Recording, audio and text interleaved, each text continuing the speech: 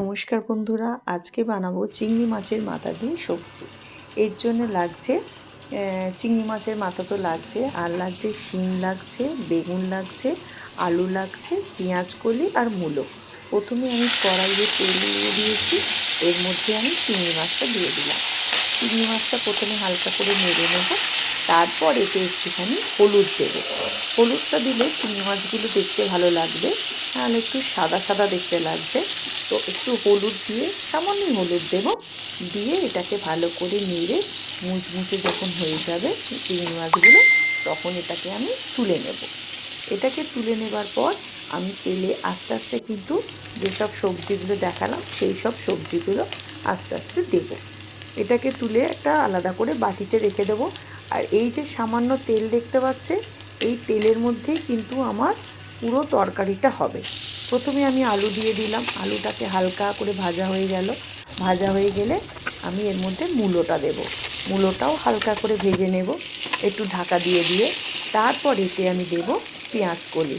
পেঁয়াজ কলিগুলো ভাজার জন্য আমি হালকা করে ঢাকা দিয়ে দেবো।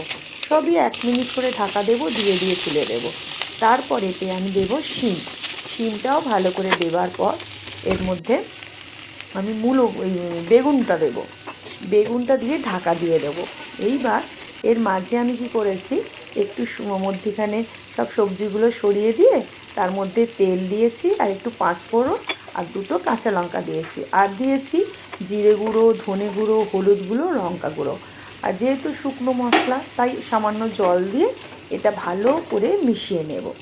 মিশিয়ে নিয়ে যখন দেখব সব মশলাগুলো সব সবজির গায়ে লেগে গেছে, তখন আমি আরেকটু বেশি করে এতে জল দেব, আর চিংড়ি মাছ যেগুলো ভেজে রেখেছি সেগুলো এর মধ্যে দিয়ে দেব।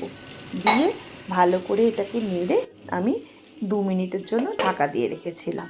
দেখুন আমার সবজিগুলো প্রায় সব সেদ্ধ হয়ে এসছে, কারণ আমি তো একটু হালকা করে ভেজে নিয়েছিলাম। আর এটাকে না বেশি নাড়ানাড়ি করলে এই যে সুন্দরভাবে সবজিগুলো কাটা আছে না, এগুলো খারাপ হয়ে যাবে। আর আগের বারে চচ্চড়িতে আমি বলেছিলাম যে আমার বাড়িতে ধনে পাতাগুলো যখন দিয়ে দিই তার ডাঁটিগুলো কিন্তু রেখে দিই।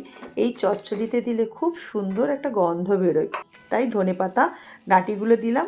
আর দিলাম একটু ময়দা আর সামান্য চিনি, যাতে টেস্টটা ব্যালেন্স হয়, ঝাল মিষ্টি বেশ ঠিকঠাক হয়। চচ্চড়ি তো একটু ঝাল ঝাল মিষ্টি মিষ্টি খেতে ভালো লাগে।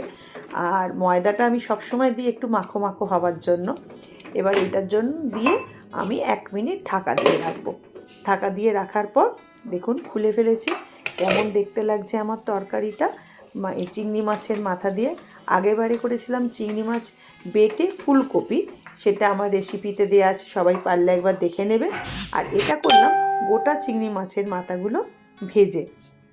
সবাই একবার করে দেখবেন তো কেমন লাগে খেতে। ভালো লাগলে লাইক, সাবস্ক্রাইব আর শেয়ার করবেন। সবাই খুব ভালো থাকবেন। সবাইকে অনেক অনেক ধন্যবাদ। নমস্কার।